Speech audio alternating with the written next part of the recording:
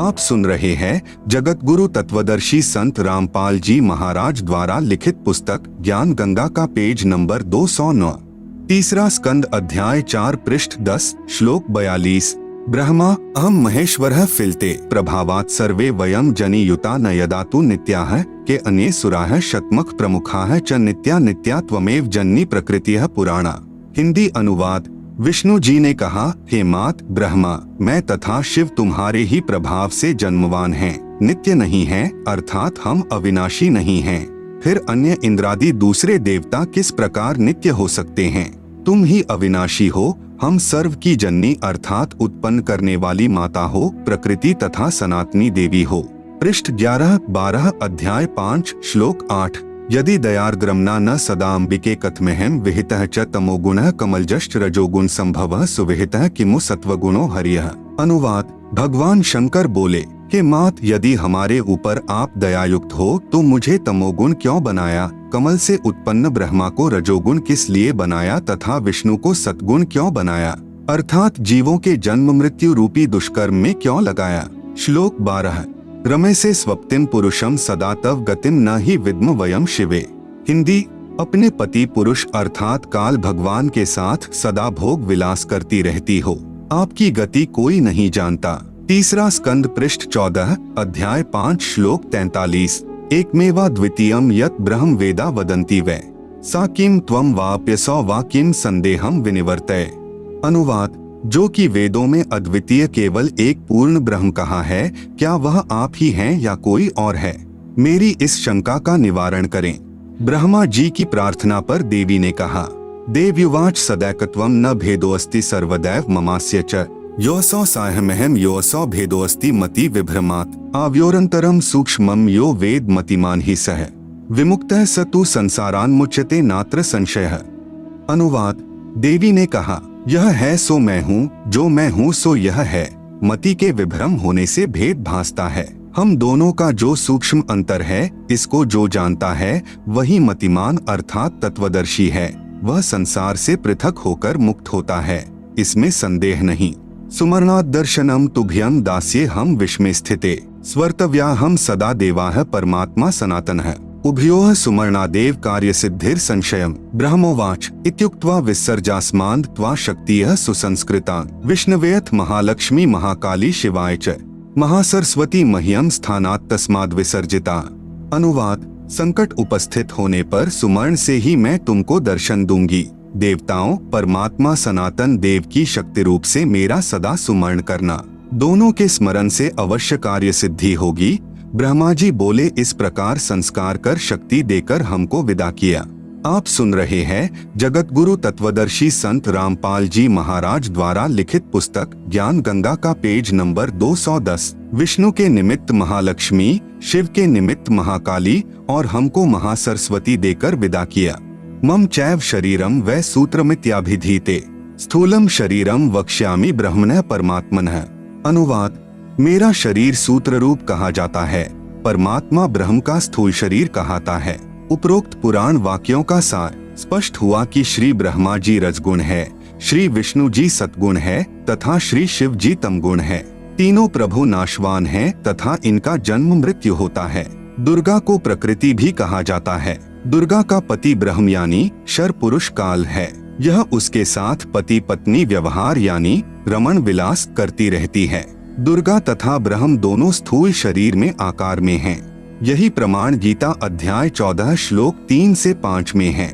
गीता ज्ञान दाता ब्रह्म यानी शर पुरुष काल कह रहा है कि प्रकृति यानी दुर्गा तो मेरी पत्नी है। मैं इसकी योनि यानी गर्भाधान स्थान में बीज स्थापना करता हूँ, जिससे सर्व प्राणियों की उत्पत्ति होती है। मैं सर्व यानी 21 ब्रह्मांड के प्राणियों का पिता हूँ तथा प्रकृति यानी दुर्गा अष्टांगी सर्व की माता है।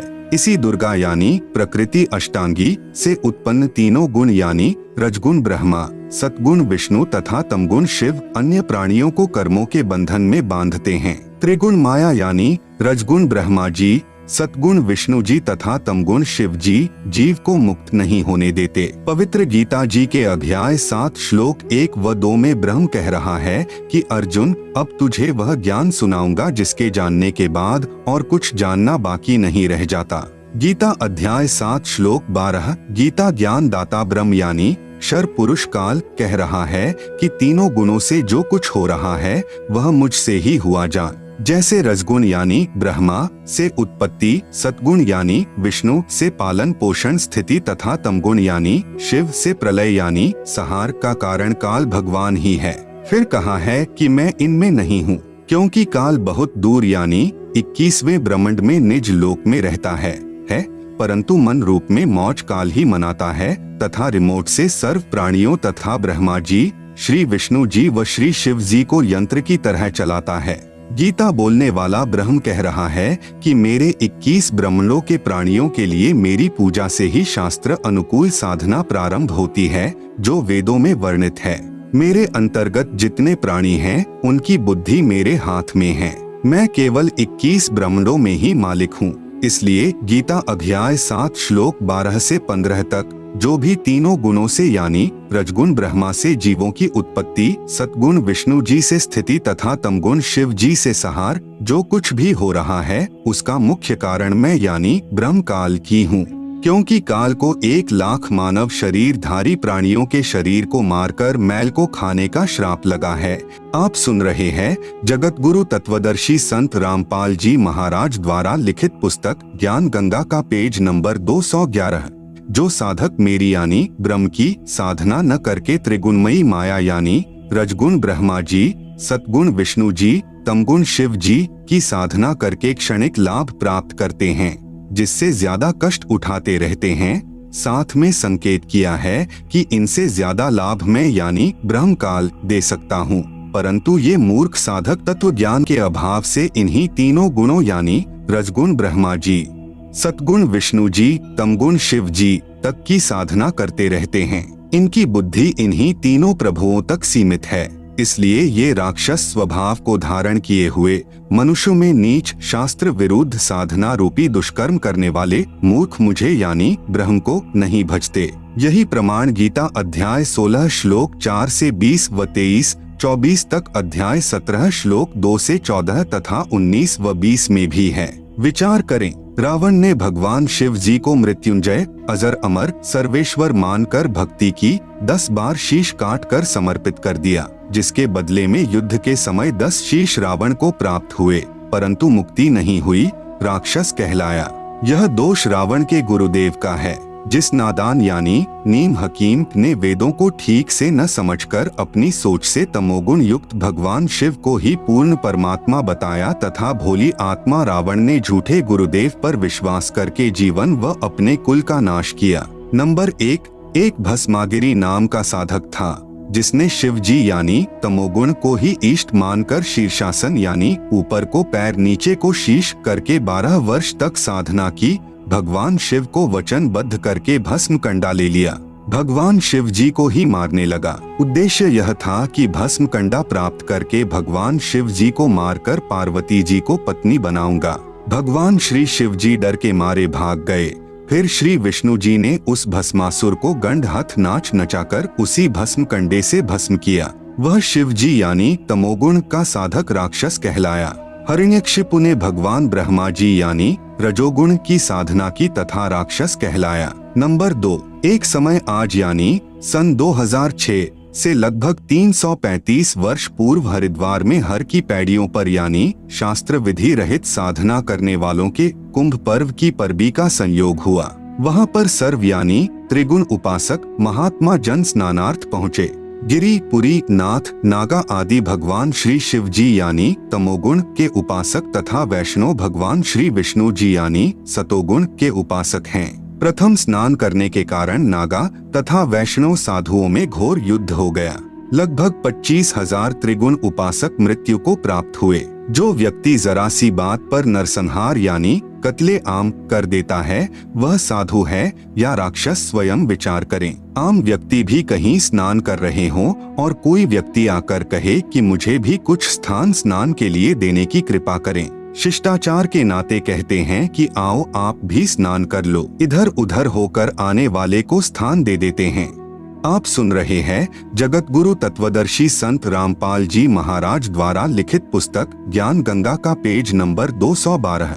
इसलिए पवित्र गीता जी अध्याय 7 श्लोक 12 से 15 में कहा है कि जिनका मेरी त्रिगुणमयी माया यानी रजगुण ब्रह्मा जी, सतगुण विष्णु जी, तमगुण शिव जी की पूजा के द्वारा ज्ञान हरा जा चुका है, वे केवल मान बढ़ाई के भूखे राक्षस स्वभाव को धारण किए हुए मनुष्यों में नीच अर्थात आम व्यक्ति से भी पतित स्वभाव वाले दुष्कर्म करने वाले मूर्ख मेरी भक्ति भी नहीं करते।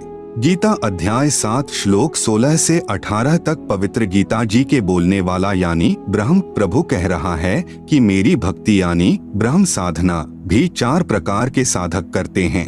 एक तो अर्थार्थी यानी धन लाभ चाहने वाले जो वेद मंत्रों से ही जंत्र मंत्र हवन आदि करते रहते हैं।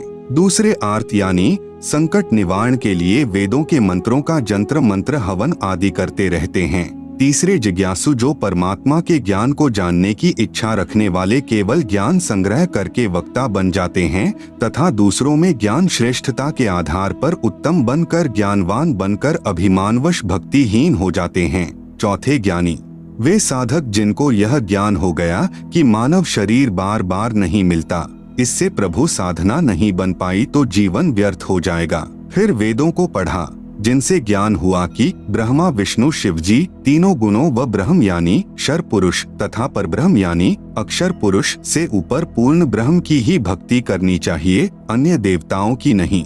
उन ज्ञानी उदार आत्माओं को मैं अच्छा लगता हूँ तथा मुझे वे इसलिए अच्छे लगते हैं कि वे तीनों गुणों यानी रजगुण ब्रह्मा, सतगुण विष्णु, तमगुण शिव जी से ऊपर उठकर मेरी यानी ब्रह्म साधना तो करने लगे जो अन्य देवताओं से अच्छी है, परंतु वेदों में ओम नाम जो केवल ब्रह्म की साधना का मंत्र है उसी को वेद पढ़ने वाले विद्वानों ने अपने आप ही विचार विमर्श करके पूर्ण ब्रह्म का मंत्र जानकर वर्षों तक साधना करते रहे। प्रभु प्राप्ति हुई नहीं, अन्य सिद्धियां प्राप्त हो गई, क्योंकि पवित्र गीता अध्याय 4 श्लोक 34 तथा पवित्र यजुर्वेद अध्याय 40 मंत्र 10 में वर्णित तत्वदर्शी संत नहीं मिला जो पूर्ण ब्रह्म की साधना 3 मंत्र से बताता है। इसलिए ज्ञानी भी ब्रह्म यानी काल साधना करके जन्म मृत्यु के चक्र में ही रह गए। एक ज्ञानी उदारात्मा महर्षि चुनक जी ने वेदों को पढ़ा तथा एक पूर्ण प्रभु की भक्ति का मंत्र ओम जानकर इसी नाम के जाप से वर्षों तक साधना की। एक मानधाता चक्रवर्ती राजा था। चक्रवर्ती राजा उसे कहते हैं जिसका पूरी पृथ्वी पर शासन हो। उसने अपने अंतर्गत राजाओं को युद्ध के लिए ललकारा। एक घोड़े के गले में पत्र बांधकर सारे राज्य में घुमाया। शर्त थी कि जिसने राजा मानधाता की गुलामी यानी अधीनता स्वीकार न हो उसे युद्ध करना पड़ेगा। वह इस घोड़े को पकड़कर बांध ले। किसी ने घोड़ा नहीं पकड़ा। महर्षि चुनक जी को इस बात का पता चला कि राजा बहुत अभिमानी हो गया है। कहा कि मैं इस राजा के युद्ध को स्वीकार करता हूँ। युद्ध शुरू हुआ। मानधाता राजा के पास 72 करोड़ सेना थी। उसके 4 भाग करके एक भाग यानी 18 करोड़ सेना से महर्षि चुनक पर आक्रमण कर दिया। दूसरी ओर महर्षि चुनक जी ने अपनी साधना की कमाई से 4 पुतलियां यानी बम बनाई तथा राजा की 4 भाग सेना का विनाश कर दिया। आप सुन रहे हैं जगत गुरु तत्वदर्शी संत रामपाल जी महाराज द्वारा लिखित पुस्तक ज्ञान गंगा का पेज नंबर 213।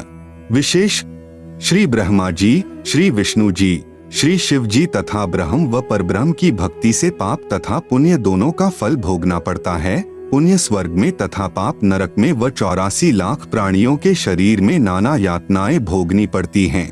जैसे ज्ञानी आत्मा श्री चुनक जी ने जो ओम नाम के जाप की कमाई की उससे कुछ तो सिद्धि शक्ति यानी 4 पुतलियां बनाकर में समाप्त कर दिया, जिससे महर्षि कहलाया। कुछ साधना फल को महास्वर्ग में भोग कर फिर नरक में जाएगा तथा फिर 84 लाख प्राणियों के शरीर धारण करके कष्ट पर कष्ट सहन करेगा।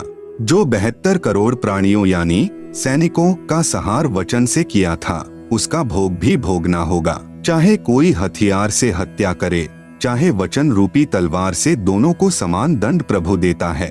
जब उस महर्षि चुनक जी का जीव कुत्ते के शरीर में होगा, उसके सिर में जख्म होगा, उसमें कीड़े बनकर उन सैनिकों के जीव अपना प्रतिशोध लेंगे। कभी टांग टूटेगी, कभी पिछले पैरों से अधरंग होकर केवल अगले पैरों से घिसड़कर चलेगा तथा गर्मी सर्दी का कष्ट असहनीय पीड़ा नाना प्रकार से भोगनी ही पड़ेगी। इसलिए पवित्र गीता जी बोलने वाला ब्रह्म यानी काल गीता अध्याय 7 श्लोक 18 में स्वयं कह रहा है कि ये सर्वज्ञानी आत्माएं हैं तो उदार यानी नेक परंतु पूर्ण परमात्मा की 3 मंत्र की वास्तविक साधना बताने वाला तत्वदर्शी संत न मिलने के कारण ये सब मेरी ही अनुत्तमाम यानी अति अश्रेष्ठ मुक्ति यानी गति की आस में ही आश्रित रहे अर्थात मेरी साधना भी अश्रेष्ठ है। इसलिए पवित्र गीता जी अध्याय 18 श्लोक 62 में कहा है कि हे अर्जुन तू सर्व भाव से उस पूर्ण परमात्मा की शरण में चला जा, जिसकी कृपा से ही तू परम शांति तथा सनातन परम धाम यानी सतलोक को प्राप्त होगा। पवित्र गीता जी को श्री कृष्ण जी के शरीर में प्रेतवत प्रवेश करके ब्रह्म यानी काल ने बोला। फिर कई वर्षों उपरांत पवित्र गीता जी तथा पवित्र चारों वेदों को महर्षि व्यास जी के शरीर में प्रेतवत प्रवेश करके स्वयं ब्रह्म यानी शर पुरुष द्वारा लिपिबद्ध भी स्वयं ही किए हैं। इनमें परमात्मा कैसा है, कैसे उसकी भक्ति करनी है तथा क्या उपलब्धि होगी, ज्ञान तो पूर्ण वर्णन है, परंतु पूजा की विधि केवल ब्रह्म यानी शर पुरुष अर्थात ज्योति निरंजन काल तक की ही है। पूर्ण ब्रह्म की भक्ति के लिए पवित्र गीता अध्याय 4 श्लोक 34 में पवित्र गीता बोलने वाला यानी ब्रह्म प्रभु स्वयं कह रहा है कि पूर्ण परमात्मा की भक्ति व प्राप्ति के लिए किसी तत्वज्ञानी संत को ढूंढ ले, फिर जैसे वह विधि बताएं वैसे कर। पवित्र गीता जी को बोलने वाला प्रभु कह रहा है कि पूर्ण परमात्मा का पूर्ण ज्ञान व भक्ति विधि मैं नहीं जानता। अपनी साधना के बारे में गीता अध्याय 8 के श्लोक 13 में कहा है कि मेरी भक्ति का तो केवल एक ओम अक्षर है, जिसका उच्चारण करके अंतिम श्वास यानी त्यजन देहम तक जाप करने से मेरी वाली परम गति को प्राप्त होगा।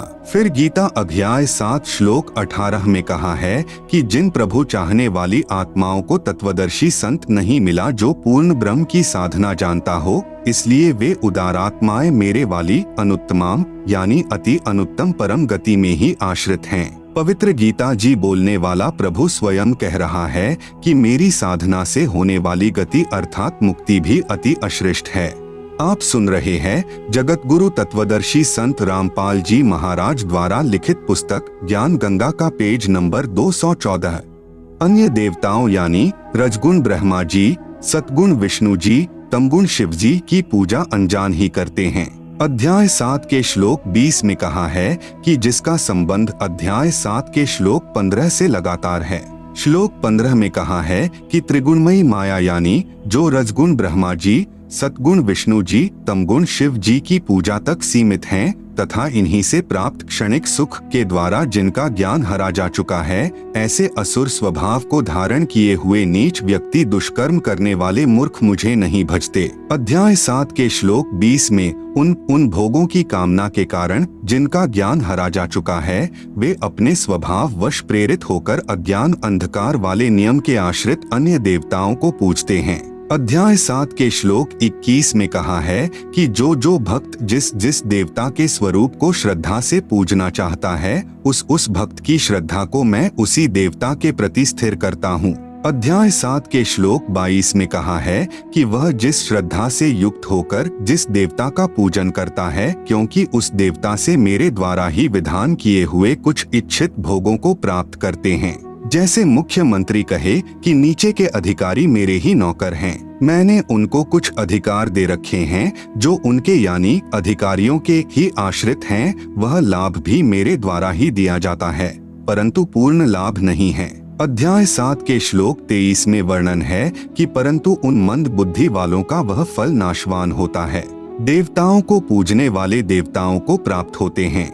मदभक्त यानी मतावलंबी जो वेदों में वर्णित भक्ति विधि अनुसार भक्ति करने वाले भक्त भी मुझको प्राप्त होते हैं, अर्थात काल के जाल से कोई बाहर नहीं है। विशेष अध्याय 7 के श्लोक 20 से 23 में कहा है कि वे जो भी साधना किसी भी पितृ, भूत, देवी देवता आदि की पूजा स्वभाव वश करते हैं, मैं यानी ब्रह्म काल की उन मंद बुद्धि लोगों यानी भक्तों को उसी देवता के प्रति आसक्त करता हूँ। वे नादान साधक देवताओं से जो लाभ पाते हैं, मैंने यानी काल ने ही देवताओं को कुछ शक्ति दे रखी है। उसी के आधार पर उनके यानी देवताओं के पुजारी देवताओं को प्राप्त हो जाएंगे। परंतु उन बुद्धिहीन साधकों की वह पूजा 84 लाख योनियों में शीघ्र ले जाने वाली है, तथा जो मुझे यानी काल को भजते हैं वे तप्त शिला पर फिर मेरे महास्वर्ग यानी ब्रह्मलोक में चले जाते हैं और उसके बाद जन्म मरण में ही रहेंगे, मोक्ष प्राप्त नहीं होगा।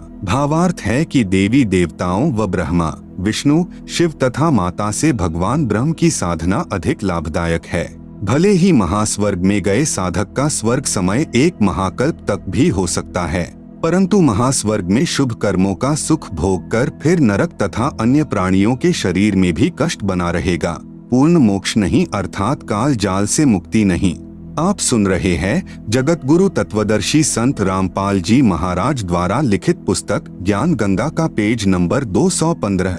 अन्य प्रमाण पवित्र गीता व पवित्र वेदों में अन्य देवताओं की पूजा तथा पितर पूजा यानी श्राद्ध निकालना तथा भूत पूजा यानी अस्थियां उठाना अर्थात फूल उठाना, पिंड भरवाना, मंडियों की पूजा करना मना किया है। पवित्र चारों वेदों अनुसार साधना का परिणाम केवल स्वर्ग महास्वर्ग प्राप्ति मुक्ति नहीं। पवित्र गीता अध्याय 9 के श्लोक 20-21 में कहा है कि जो मनोकामना यानी सकाम सिद्धि के लिए मेरी पूजा तीनों वेदों में वर्णित साधना शास्त्र अनुकूल करते हैं, वे अपने कर्मों के आधार पर महास्वर्ग में आनंद मनाकर फिर जन्म मरण में आ जाते हैं। अर्थात यज्ञ चाहे शास्त्रानुकूल भी हो, उनका एकमात्र लाभ सांसारिक भोग, स्वर्ग और फिर नरक व 84 लाख योनियां ही हैं। जब तक तीनों मंत्र यानी ओम तथा तत् व सत सांकेतिक पूर्ण संत से प्राप्त नहीं होते। अध्याय 9 के श्लोक 22 में कहा है कि जो निष्काम भाव से मेरी शास्त्रानुकूल पूजा करते हैं, उनकी पूजा की साधना की रक्षा में स्वयं करता हूँ,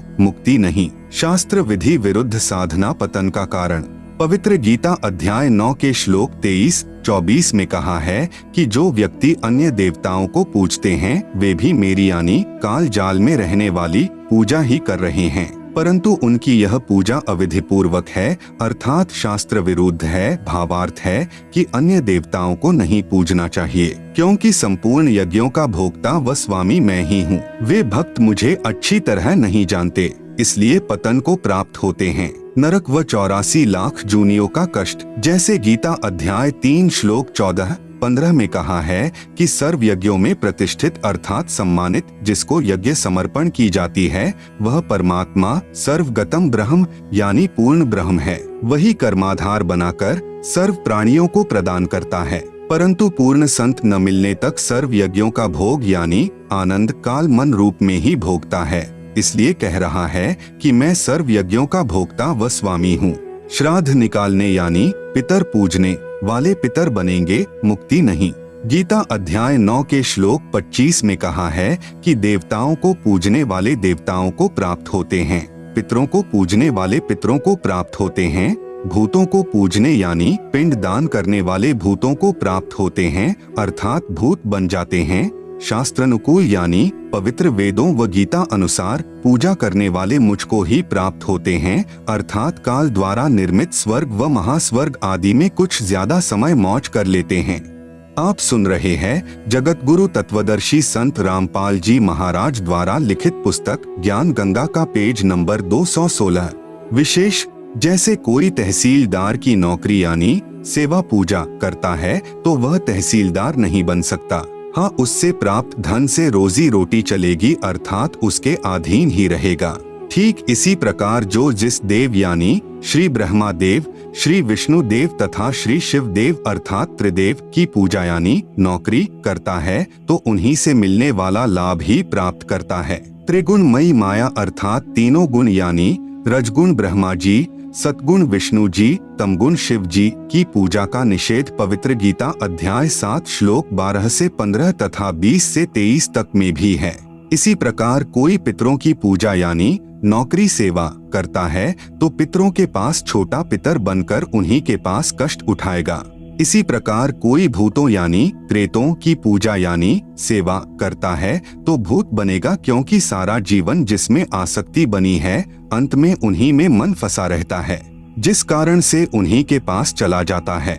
कुछ एक का कहना है कि पितर भूत देव पूजाएं भी करते रहेंगे, आपसे उपदेश लेकर साधना भी करते रहेंगे। ऐसा नहीं चलेगा। जो साधना पवित्र गीता जी में व पवित्र चारों वेदों में मना है वह करना शास्त्र विरुद्ध हुआ। जिसको पवित्र गीता अध्याय 16 श्लोक 23-24 में मना किया है कि जो शास्त्र विधि त्याग कर मनमाना आचरण यानी पूजा करते हैं वे न तो सुख को प्राप्त करते हैं, न परम गति को तथा न ही कोई कार्य सिद्ध करने वाली सिद्धि को ही प्राप्त करते हैं, अर्थात जीवन व्यर्थ कर जाते हैं। इसलिए अर्जुन तेरे लिए कर्तव्य यानी जो साधना के कर्म करने योग्य हैं तथा अकर्तव्य यानी जो साधना के कर्म नहीं करने योग्य हैं की व्यवस्था यानी नियम में शास्त्र ही प्रमाण हैं, अन्य साधना वर्जित हैं। इसी का प्रमाण मार्कंडे पुराण यानी गीता प्रेस गोरखपुर से प्रकाशित पृष्ठ 237 पर है, जिसमें मार्कंडे पुराण तथा ब्रह्म पुराणांक इकट्ठा ही जिल्द किया है में भी है कि एक रुचि नाम का साधक ब्रह्मचारी रहकर वेदों अनुसार साधना कर रहा था। जब वह 40 वर्ष का हुआ तब उसको अपने 4 पूर्वज जो शास्त्र विरुद्ध साधना करके पितर बने हुए थे तथा कष्ट भोग रहे थे दिखाई दिए। पितरों ने कहा कि बेटा रुचि शादी करवाकर हमारे श्राद्ध निकाल, हम तो दुखी हो रहे हैं। रुचि ऋषि ने कहा पितृ महोवेद में कर्म कांड मार्ग यानी श्राद्ध पिंड भरवाना आदि को मूर्खों की साधना कहा है, फिर आप मुझे क्यों उस गलत यानी शास्त्र विधि रहित साधना पर लगा रहे हो। पितर बोले बेटा यह बात तो तेरी सत है कि वेद में पितर पूजा, भूत पूजा, देवी देवताओं की पूजा यानी कर्म कांड को अविद्या ही कहा है, इसमें तनिक भी मिथ्या नहीं है। इसी उपरोक्त मार्कंडे पुराण में इसी लेख में पितरों ने कहा कि फिर पितर कुछ तो लाभ देते हैं विशेष, यह अपनी अटकलें पितरों ने लगाई है, वह हमने नहीं पालन करना, क्योंकि पुराणों में आदेश किसी ऋषि विशेष का है जो पितर पूजने, भूत या अन्य देव पूजने को कहा है, परंतु वेदों में प्रमाण न होने के कारण प्रभु का आदेश नहीं है। इसलिए किसी संत या ऋषि के कहने से, प्रभु की आज्ञा का उल्लंघन करने से सजा के भागी होंगे। आप सुन रहे हैं जगत गुरु तत्वदर्शी संत रामपाल जी महाराज द्वारा लिखित पुस्तक ज्ञान गंगा का पेज नंबर 217। एक समय एक व्यक्ति की दोस्ती एक पुलिस थानेदार से हो गई। उस व्यक्ति ने अपने दोस्त थानेदार से कहा कि मेरा पड़ोसी मुझे बहुत परेशान करता है।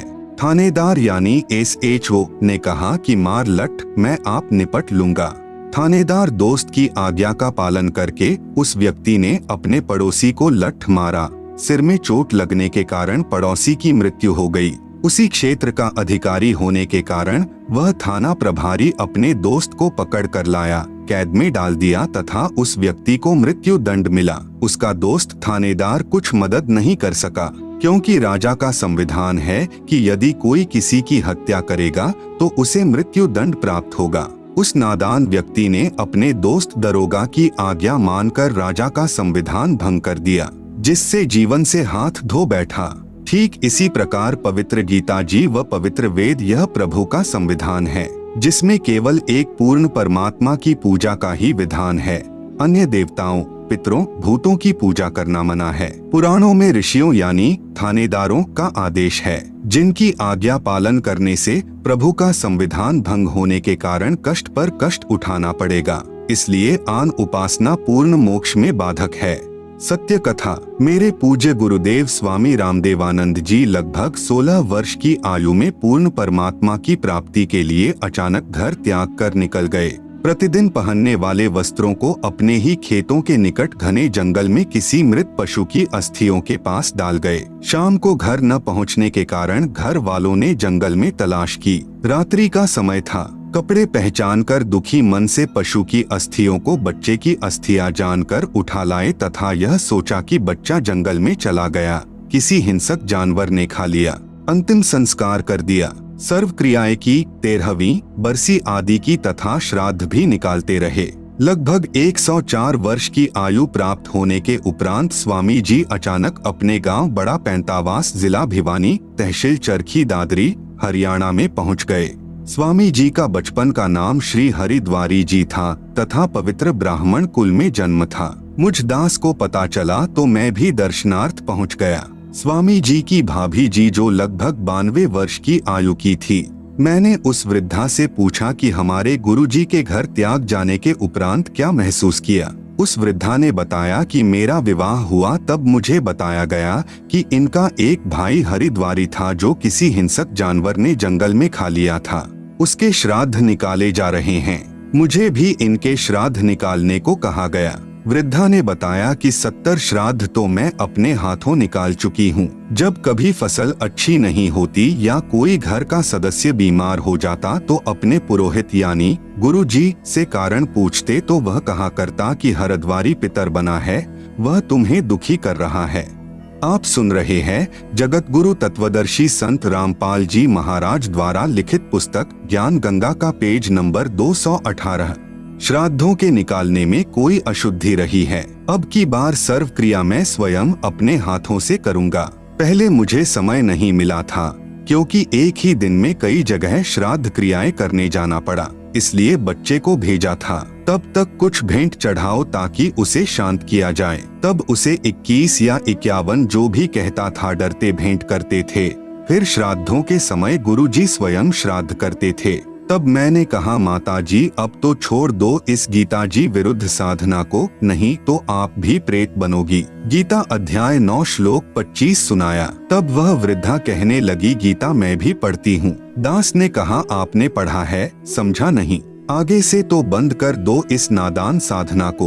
वृद्धा ने उत्तर दिया न भाई, कैसे छोड़ दे श्राद्ध निकालना, यह तो सदियों पुरानी लाक यानी परंपरा है। यह दोष भोली आत्माओं का नहीं है, यह दोष मूर्ख गुरुओं यानी नीम हकीमों का है, जिन्होंने अपने पवित्र शास्त्रों को समझे बिना मनमाना आचरण यानी पूजा का मार्ग बता दिया, जिस कारण न तो कोई कार्य सिद्ध होता है, न परम गति तथा न कोई सुख ही प्राप्त होता है। प्रमाण पवित्र गीता अध्याय 16 श्लोक 23-24। अब दास की प्रार्थना है कि शिक्षित वर्ग अवश्य ध्यान दे तथा शास्त्र विधि अनुसार साधना करके पूर्ण परमात्मा के सनातन परम धाम यानी शाश्वतम स्थानम अर्थात सतलोक को प्राप्त करें, जिससे पूर्ण मोक्ष तथा परम शांति प्राप्त होती है।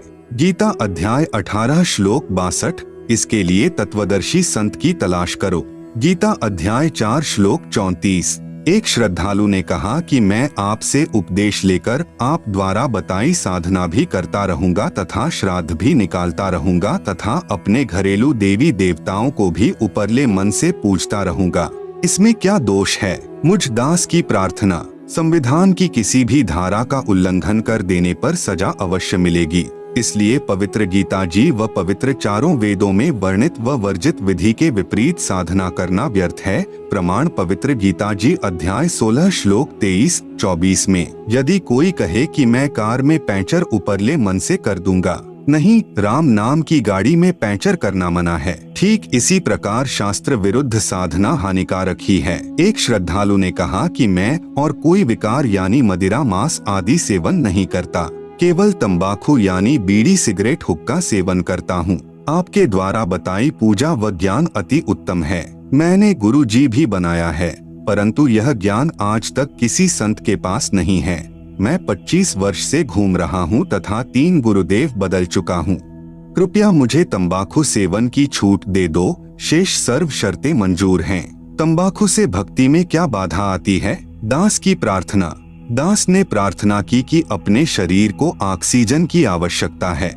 आप सुन रहे हैं जगत गुरु तत्वदर्शी संत रामपाल जी महाराज द्वारा लिखित पुस्तक ज्ञान गंगा का पेज नंबर 219। तंबाकू का धुआं कार्बन डाइऑक्साइड है जो फेफड़ों को कमजोर व रक्त दूषित करता है। मानव शरीर प्रभु प्राप्ति व आत्म कल्याण के लिए ही प्राप्त हुआ है। इसमें परमात्मा पाने का रास्ता सुषुम्ना नाड़ी से प्रारंभ होता है। जो नाक के दोनों छिद्र हैं, उन्हें दाएं को ईड़ा तथा बाएं को पिंगुला कहते हैं। इन दोनों के मध्य में सुषुम्ना नाड़ी है, जिसमें एक छोटी सुई यानी नीडल में धागा पिरोने वाले छिद्र के समान द्वार होता है, जो तंबाकू के धुएं से बंद हो जाता है, जिससे प्रभु प्राप्ति के मार्ग में अवरोध हो जाता है। यदि प्रभु पाने का रास्ता ही बंद हो गया तो मानव शरीर व्यर्थ हुआ। इसलिए प्रभु भक्ति करने वाले साधक को प्रत्येक नशीले व अखाद्य यानी मांस आदि पदार्थों का सर्वदा निषेध है। एक श्रद्धालु ने कहा कि मैं तंबाकू प्रयोग नहीं करता, मांस व मदिरा सेवन जरूर करता हूँ, इससे भक्ति में क्या बाधा है? यह तो खाने पीने के लिए ही बनाई है तथा पेड़ पौधों में भी तो जीव है, वह खाना भी तो मांस भक्षण तुल्य ही है। दास की प्रार्थना, यदि कोई हमारे माता पिता भाई बहन व बच्चों आदि को मारकर खाए तो कैसा लगे?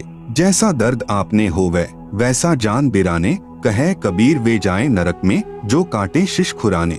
जो व्यक्ति पशुओं को मारते समय खुरों तथा शीश को बेरहमी से काट कर मांस खाते हैं वे नरक के भागी होंगे। जैसा दुख अपने बच्चों व संबंधियों की हत्या का होता है, ऐसा ही दूसरे को जानना चाहिए। रही बात पेड़ पौधों को खाने की, इनको खाने का प्रभु का आदेश है तथा ये जड़ जूनी के हैं। अन्य चेतन प्राणियों का वध प्रभु आदेश विरुद्ध है, इसलिए अपराध यानी पाप है। मदिरा सेवन भी प्रभु आदेश नहीं है, परंतु स्पष्ट मना है तथा मानव जीवन को बर्बाद करने का है। शराब पान किया हुआ व्यक्ति कुछ भी गलती कर सकता है। मदिरा पान धन तन व पारिवारिक शांति तथा समाज सभ्यता की महाशत्रु है। प्यारे बच्चों के भावी चरित्र पर कुप्रभाव पड़ता है। मदिरा पान करने वाला व्यक्ति कितना ही नेक हो परंतु उसकी न तो इज्जत रहती है तथा न ही विश्वास। एक समय यह दास एक गांव में सत्संग करने गया हुआ था। उस दिन नशा निषेध पर सत्संग किया। सत्संग के उपरांत एक 11 वर्षीय कन्या फूट फूट कर रोने लगी। पूछने पर उस बेटी ने बताया कि महाराज जी मेरे पिताजी पालम हवाई अड्डे पर बढ़िया नौकरी करते हैं, परंतु सर्व पैसे की शराब पी जाते हैं। मेरी मम्मी के मना करने पर इतना पीटते हैं कि शरीर पर नीले दाग बन जाते हैं।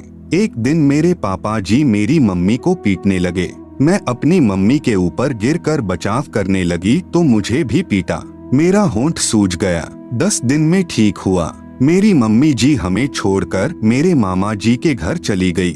6 महीने में मेरी दादी जी जाकर लाई। तब तक हम अपनी दादी जी के पास रहे। पापा जी ने दवाई भी नहीं दिलाई।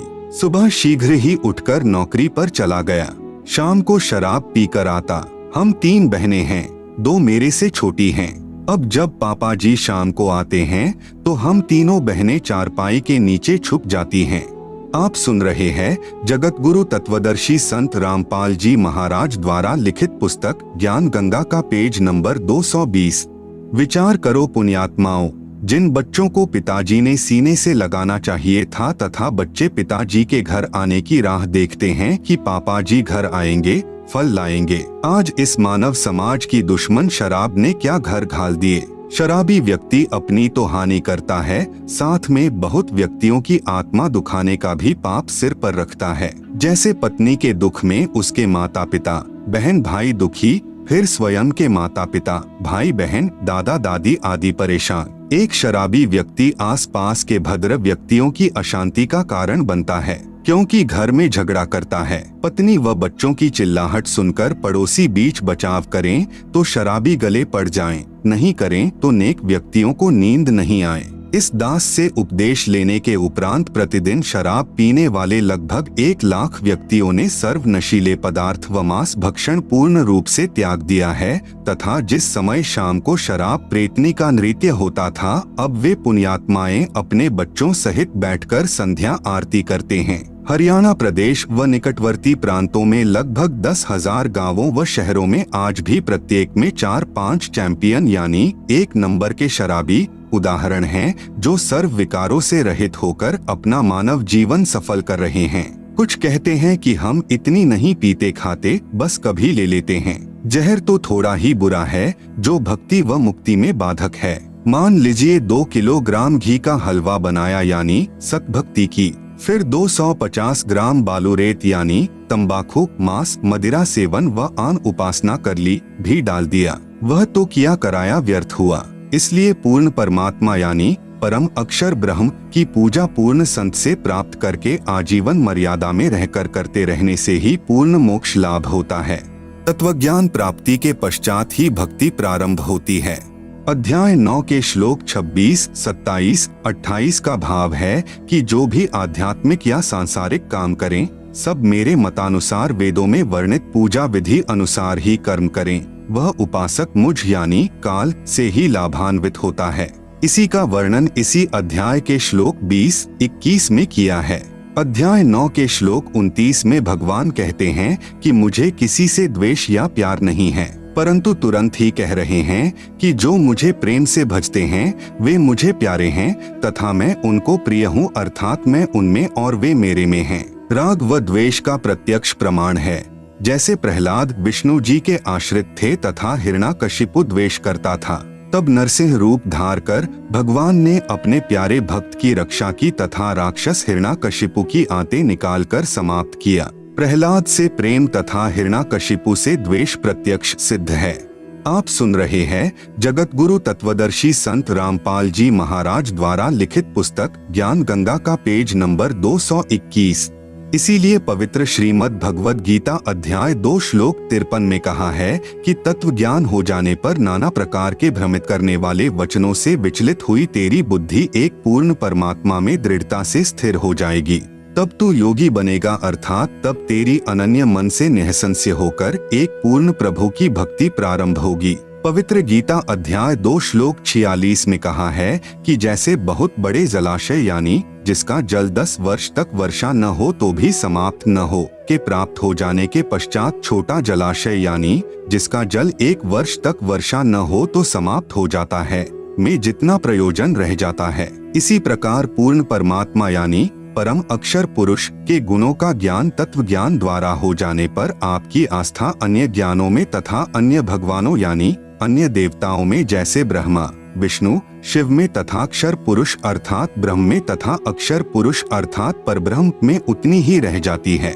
जैसे छोटा जलाशय बुरा नहीं लगता परंतु उसकी क्षमता यानी औकात का पता लग जाता है कि यह काम चलाओ सहारा है जो जीवन के लिए पर्याप्त नहीं है, तथा बहुत बड़ा जलाशय प्राप्त होने पर पता चल जाता है कि यदि अकाल गिरेगा तो भी समस्या नहीं आएगी तथा तुरंत छोटे जलाशय को त्याग कर बड़े जलाशय पर आश्रित हो जाएगा। इसी प्रकार तत्वदर्शी संत से पूर्ण परमात्मा के तत्व ज्ञान के द्वारा पूर्ण ब्रह्म की महिमा से परिचित हो जाने के पश्चात साधक पूर्ण रूप से यानी अनन्य मन से उस पूर्ण परमात्मा यानी परमेश्वर पर सर्व भाव से आश्रित हो जाता है। गीता अध्याय 18 श्लोक 62 में कहा है कि हे अर्जुन, तू सर्व भाव से उस परमेश्वर की शरण में जा, उस परमात्मा की कृपा से ही परम शांति को प्राप्त होगा तथा शाश्वत स्थान अर्थात सनातन परम धाम अर्थात कभी न नष्ट होने वाले सतलोक को प्राप्त होगा। गीता अध्याय 18 श्लोक 63 में कहा है कि मैंने तेरे से यह रहस्यमय अति गोपनीय यानी गीता का ज्ञान कह दिया, अब जैसे तेरा मन चाहे वैसा कर। क्योंकि यह गीता के अंतिम अध्याय 18 के अंतिम श्लोक चल रहे हैं, इसलिए कहा है गीता ज्ञान दाता ब्रह्म का इष्ट यानी पूज्य देव पूर्ण ब्रह्म है। गीता अध्याय 18 श्लोक 64 में कहा है कि एक सर्वगुप्त से गुप्त ज्ञान एक बार फिर सुन कि यही पूर्ण परमात्मा जिसके विषय में अध्याय 18 श्लोक 62 में कहा है मेरा पक्का पूज्य देव है, अर्थात मैं यानी ब्रह्मक्षर पुरुष भी उसी की पूजा करता हूँ। यह तेरे हित में कहूँगा, क्योंकि यही जानकारी गीता ज्ञान दाता प्रभु ने गीता अध्याय 15 श्लोक 4 में भी दी है, जिसमें कहा है कि मैं उसी आदि पुरुष परमेश्वर की शरण में हूँ। इसलिए यहाँ कहा कि यही गुप्त से भी अतिगुप्त ज्ञान फिर सुन। विशेष अन्य गीता के अनुवादकर्ताओं ने गलत अनुवाद किया है। इष्टः असि में दृढ़म इति का अर्थ किया है कि तू मेरा प्रिय है। आप सुन रहे हैं जगत गुरु तत्वदर्शी संत रामपाल जी महाराज द्वारा लिखित पुस्तक ज्ञान गंगा का पेज नंबर 222, जबकि अर्थ बनता है अध्याय 18 का श्लोक 64। सर्वगुह्यतमं भूयः श्रेणु में परमं वचः इष्टः असि में दृढ़म इति ततः वक्ष्यामि ते हितम। अनुवाद सर्वगुह्यतमं यानी संपूर्ण गोपनीयों से अति गोपनीय में यानी मेरे, परमम यानी परम रहस्ययुक्त, हितम यानी हितकारक, वचः यानी वचन, ते यानी तुझे, भूयः यानी फिर, वक्ष्यामि यानी कहूँगा, ततः यानी इसे, श्रेणु यानी सुन, इति यानी यह पूर्ण ब्रह्म में यानी मेरा, दृढ़म यानी पक्का निश्चित, इष्टः यानी पूज्य देव, असि यानी है। गीता अध्याय 18 श्लोक 65 में गीता ज्ञान दाता प्रभु यानी काल भगवान क्षर पुरुष कह रहा है कि यदि मेरी शरण में रहना है तो मेरी पूजा अनन्य मन से कर। अन्य देवताओं यानी ब्रह्मा, विष्णु, शिव तथा पितरों आदि की पूजा त्याग दे, फिर मुझे ही प्राप्त ही होगा, अर्थात ब्रह्म लोक बने महास्वर्ग में चला जाएगा। मैं तुझे सत प्रतिज्ञा करता हूँ, तू मेरा प्रिय है। गीता अध्याय 18 श्लोक 66 में कहा है कि यदि एकम यानी उस अद्वितीय अर्थात जिसकी तुलना में अन्य न हो, उस एक सर्वशक्तिमान, सर्व ब्रह्मांडों के रचनहार, सर्व के धारण पोषण करने वाले परमेश्वर की शरण में जाना है, तो मेरे स्तर की साधना जो ओम नाम के जाप की कमाई तथा अन्य धार्मिक शास्त्र अनुकूल यज्ञ साधनाएं मुझ में छोड़, जिससे तू मेरे ऋण से मुक्त हो जाएगा। उस एकम यानी अद्वितीय अर्थात जिसका कोई सानी नहीं है की शरण में व्रज यानी जा। मैं तुझे सर्व पापों यानी काल के ऋणों से मुक्त कर दूंगा, तू चिंता मत कर। विशेष गीता के अन्य अनुवादकर्ताओं ने श्लोक 66 का अनुवाद गलत किया है। व्रज का अर्थ आना किया है, जबकि व्रज का अर्थ जाना होता है। कृपया वास्तविक अनुवाद निम्न पढ़े। अध्याय 18 का श्लोक 66। सर्वधर्मान परित्यज्य माम एकम शरणम व्रज अहम त्वा सर्वपापेभ्यः मोक्षयिष्यामि मा शुचः। अनुवाद: माम यानी मेरी, सर्वधर्मान यानी संपूर्ण पूजाओं को, परित्यज्य यानी त्याग कर तू केवल, एकम यानी एक उस पूर्ण परमात्मा की, शरणम यानी शरण में, व्रज यानी जा, अहम यानी मैं, त्वा यानी तुझे, सर्वपापेभ्यः यानी संपूर्ण पापों से, मोक्षयिष्यामि यानी छुड़वा दूंगा तू, माँ शुचः यानी शोक मत कर। ब्रह्म का साधक ब्रह्म को तथा पूर्ण ब्रह्म का साधक पूर्ण ब्रह्म को ही प्राप्त होता है। गीता अध्याय 8 श्लोक 5 से 10 व 13 तथा गीता अध्याय 17 श्लोक 23 में निर्णायक ज्ञान है। गीता अध्याय 8 श्लोक 13 में कहा है कि मुझ ब्रह्म की साधना का तो केवल एक ओम अक्षर है जो उच्चारण करके जाप करने का है। जो साधक अंतिम श्वास तक जाप करता है वह मेरी परम गति को प्राप्त करता है। अपनी परम गति को गीता ज्ञान दाता प्रभु ने अध्याय 7 श्लोक 18 में अति अनुत्तम अर्थात अति घटिया कहा है। आप सुन रहे हैं जगत गुरु तत्वदर्शी संत रामपाल जी महाराज द्वारा लिखित पुस्तक ज्ञान गंगा का पेज नंबर 223। गीता अध्याय 17 श्लोक 23 में कहा है कि पूर्ण परमात्मा की प्राप्ति का केवल 3 मंत्र ओम तत्सत के जाप का ही निर्देश है, जिसमें ओम जाप ब्रह्म का है, तत् यह सांकेतिक है जो परब्रह्म का जाप है, तथा सत यह भी सांकेतिक है जो पूर्ण ब्रह्म का जाप है। उस पूर्ण परमात्मा के तत्व ज्ञान को तत्वदर्शी संत ही जानता है, उससे प्राप्त कर। मैं यानी गीता ज्ञान दाता अक्षर पुरुष नहीं जानता। गीता अध्याय 8 श्लोक 6 में कहा है कि यह विधान है कि अंत समय में साधक जिस भी प्रभु का नाम जाप करता हुआ शरीर त्याग कर जाता है उसी को प्राप्त होता है। गीता अध्याय 8 श्लोक 5 से 7 में कहा है कि जो अंत समय में मेरा स्मरण करता हुआ शरीर त्याग कर जाता है वह मेरे यानी ब्रह्म के भाव में भावित रहता है। फिर कभी मनुष्य जन्म होता है तो वह साधक अपनी साधना ब्रह्म से ही प्रारंभ करता है, उसका स्वभाव वैसा ही हो जाता है। इसी का प्रमाण गीता अध्याय 16-17 में भी है कि जो साधक पूर्व जन्म में जैसी भी साधना करके आया है अगले जन्म में भी स्वभाववश वैसी ही साधना करता है। गीता अध्याय 8 श्लोक 7 में कहा है कि सब समय में मेरा स्मरण कर तथा युद्ध भी कर, निसंदेह मुझको ही प्राप्त होगा। गीता अध्याय 8 श्लोक 8 से 10 तक में स्पष्ट किया है कि जो साधक अनन्य मन से परमेश्वर के नाम का जाप करता है वह सदा उसी को स्मरण करने वाला परम दिव्यम पुरुष यानी उस परम दिव्य पुरुष अर्थात परमेश्वर यानी पूर्ण ब्रह्म को प्राप्त होता है। अध्याय 8 श्लोक 8। जो साधक अनादि सर्व के नियंता सूक्ष्म से अति सूक्ष्म सबके धारण पोषण करने वाले सूर्य की तरह स्वप्रकाशित अर्थात तेजोमय शरीर युक्त अज्ञान रूप अंधकार से परे कविम यानी कबीरदेव सच्चिदानंद घन परमेश्वर का स्मरण करता है। अध्याय 8 श्लोक 9। वह भक्ति युक्त साधक 3 मंत्र के जाप की साधना की शक्ति यानी नाम जाप की कमाई से अंत समय में शरीर त्याग कर जाते समय त्रिकुटी पर पहुंचकर अभ्यास वश सार नाम का स्मरण करता हुआ उस दिव्य रूप अर्थात तेजोमय अर्थात साकार परम पुरुष यानी परमेश्वर को ही प्राप्त होता है। अध्याय 8 श्लोक 10 ब्रह्म यानी क्षर पुरुष की साधना अनुत्तम यानी घटिया है। गीता अध्याय 2 श्लोक 12 तथा अध्याय 4 श्लोक 5 तथा अध्याय 7 श्लोक 18 में कहा है कि मैं यानी गीता ज्ञानदाता नाशवान हूँ। जन्म मृत्यु मेरी तथा तेरी सदा होती रहेगी।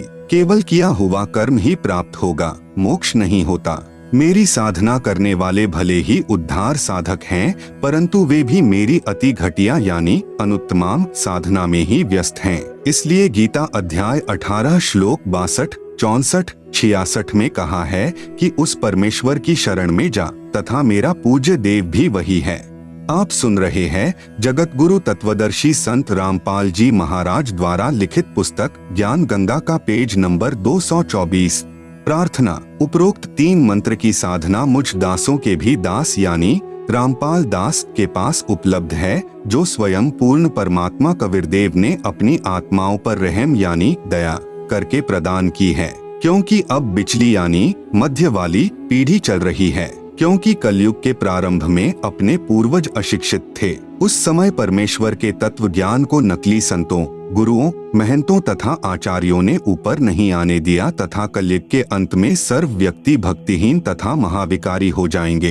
अब यह वर्तमान का समय 20वीं सदी से शिक्षित समाज प्रारंभ हुआ है। यह बिचली यानी मध्य वाली पीढ़ी अर्थात मनुष्य वंश चल रहा है। वास्तविक ज्ञान अपने सद्ग्रंथों में विद्यमान है, जिसे नकली संत, गुरु, आचार्य तथा महंत नहीं समझ सके, जिस कारण से सर्व भक्त समाज शास्त्र विरुद्ध ज्ञान के आधार से दंत कथाओं यानी लोकवेद पर आधारित होकर शास्त्र विधि त्याग कर मनमाना आचरण यानी पूजा करके अनमोल मानव जीवन व्यर्थ कर रहा है। शास्त्र विधि अनुसार साधना। नंबर 1, प्रथम चरण में ब्रह्म गायत्री मंत्र दिया जाता है, जो कमलों को खोलने का है। उपदेश प्राप्त करने वाला भक्तात्मा यह सोचेगा कि गुरु जी कह तो रहे थे कि तीनों गुणों यानी रजगुण ब्रह्मा, सतगुण विष्णु, तमगुण शिव की पूजा नहीं करनी है। मंत्र जाप उन्हीं के दिए हैं, उनके लिए निवेदन है कि यह पूजा नहीं है। हम काल के लोक में रह रहे हैं। यहाँ हमें जिस सुविधा की चाह होगी वह ब्रह्मा, विष्णु, शिव आदि ही प्रदान करेंगे। जैसे हमने बिजली का कनेक्शन यानी लाभ ले रखा है, उसका बिल यानी खर्चा भरना है।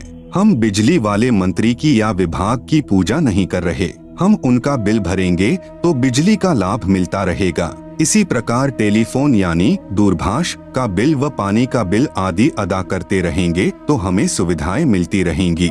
आप शास्त्र विरुद्ध साधना करके भक्तिहीन हो गए हो, अर्थात आप पुण्यहीन हो गए हो, जिस कारण से आपको धन लाभ आदि नहीं हो रहा।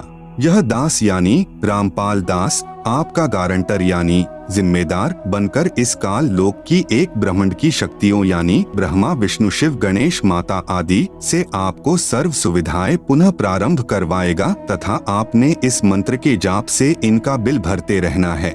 जो मंत्र प्रथम यानी सत्सुकृत अविगत कबीर है, यह आपकी पूजा है।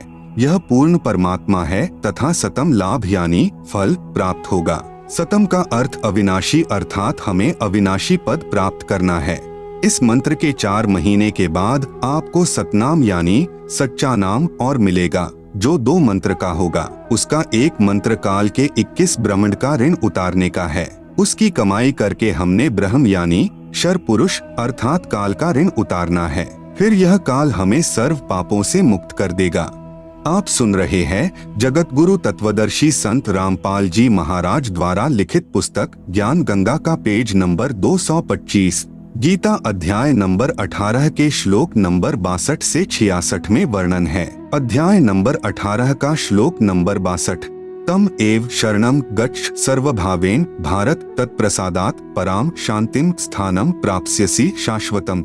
अनुवाद। भारत यानी हे भारत, तू सर्वभावेन यानी सब प्रकार से, तम यानी उस अज्ञान अंधकार में छुपे हुए परमेश्वर की, एव यानी ही, शरणम यानी शरण में, गच्छ यानी जा, तत्प्रसादात यानी उस परमात्मा की कृपा से ही तू, पराम यानी परम, शांतिम यानी शांति को तथा शाश्वतम यानी सदा रहने वाला सत, स्थानम यानी स्थान धाम लोक को, प्राप्स्यसि यानी प्राप्त होगा। अनुवाद। हे भारत, तू सब प्रकार से उस अज्ञान अंधकार में छुपे हुए परमेश्वर की ही शरण में जा। उस परमात्मा की कृपा से ही तू परम शांति को तथा सदा रहने वाला सत्स्थान धाम लोक को प्राप्त होगा। अध्याय नंबर 18 का श्लोक नंबर 66। सर्वधर्मान परित्यज्य माम एकम शरणम व्रज अहम त्वा सर्वपापेभ्यः मोक्षयिष्यामि मा शुचः। अनुवाद, माम यानी मेरी, सर्वधर्मान यानी संपूर्ण पूजाओं को, परित्यज्य यानी त्याग कर तू केवल, एकम यानी एक उस पूर्ण परमात्मा की, शरणम यानी शरण में, व्रज यानी जा, अहम यानी मैं, त्वा यानी तुझे, सर्वपापेभ्यः यानी संपूर्ण पापों से, मोक्षयिष्यामि यानी छुड़वा दूंगा तू, माँ शुचः यानी शोक मत कर। अनुवाद, मेरी संपूर्ण पूजाओं को त्याग कर तू केवल एक उस पूर्ण परमात्मा की शरण में जा, मैं तुझे संपूर्ण पापों से छुड़वा दूंगा, तू शोक मत कर। उपरोक्त श्लोकों का भावार्थ है कि काल यानी ब्रह्म अर्थात क्षर पुरुष कह रहा है कि अर्जुन तू मेरी शरण में रहना चाहता है तो जन्म तथा मृत्यु बनी रहेगी। यदि परम शांति तथा सतलोक जाना चाहता है तो उस पूर्ण परमात्मा की शरण में चला जा। उसके लिए मेरी सर्व धार्मिक पूजाएं अर्थात सतनाम के प्रथम मंत्र के जाप की कमाई मुझ में छोड़कर फिर सर्वभाव से उस एक यानी सर्वशक्तिमान अर्थात जिसके बराबर दूसरा न हो उस अद्वितीय परमेश्वर की शरण में चला जा, फिर मैं तुझे सर्व पापों यानी ऋणों से मुक्त कर दूंगा।